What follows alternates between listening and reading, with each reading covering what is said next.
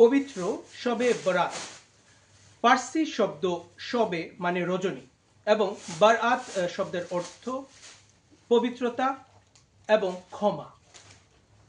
মহিমান্বিত এই রজনীতে, ফজিলতপূর্ণ এই রজনীতে আমি এখন কথা বলছি ইউরোপের অন্যতম ঐতিহাসিক শহর পোর্তুর তে অবস্থিত বাংলাদেশিদের তত্ত্বাবধানে একটি মসজিদ, হজরত হামজা রাদিয়ানহু মসজিদ থেকে। এখানে আজকে মহান আল্লাহ পাককে খুশি করার জন্য, মহান আল্লাহ পাকের কাছে ক্ষমা প্রার্থনার জন্য পবিত্র শবে বরাতের ইবাদত পালন করছেন মুসল্লিরা। আপনি আজকে যে শবে বরাতের নামাজ পড়ছেন আপনারা, এই বিষয়ে একটু বলুন।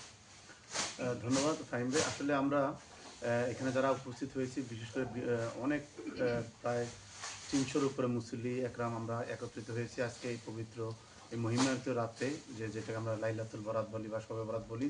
অর্থাৎ এই রাত্রিতে আমরা একসাথে সবাই মিলে আমরা চেষ্টা করি যে ইবাদত করার জন্য, পাশাপাশি দোয়া করার জন্য সবার জন্য, মুসলিম উম্মার জন্য।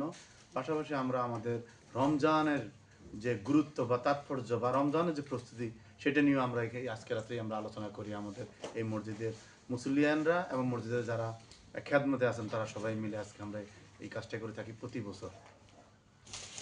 আপনারা এই মসজিদ পরিচালনা করে আসছেন অনেক বছর ধরে।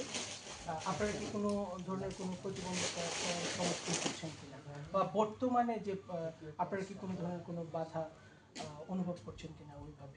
না, আলহামদুলিল্লাহ, আমরা এই মসজিদটা প্রতিষ্ঠিত হয় 2003 সালে। সেই থেকে আজ পর্যন্ত আলহামদুলিল্লাহ আমরা বলতে পারবো যে আমরা আসলে কোনো ধরনের বাধা বিপত্তির সম্মুখীন হই নাই।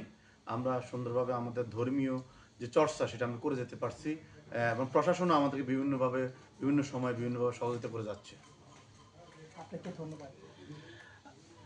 আমরা সবাই যারা আমরা মুসলমান আছি, আমরা আশা করি আল্লাহ আমাদের আজকের এই ইবাদত কবুল করবেন। আনোয়ার এইচ খান, ফাহিম, RTV, পোর্তুগাল।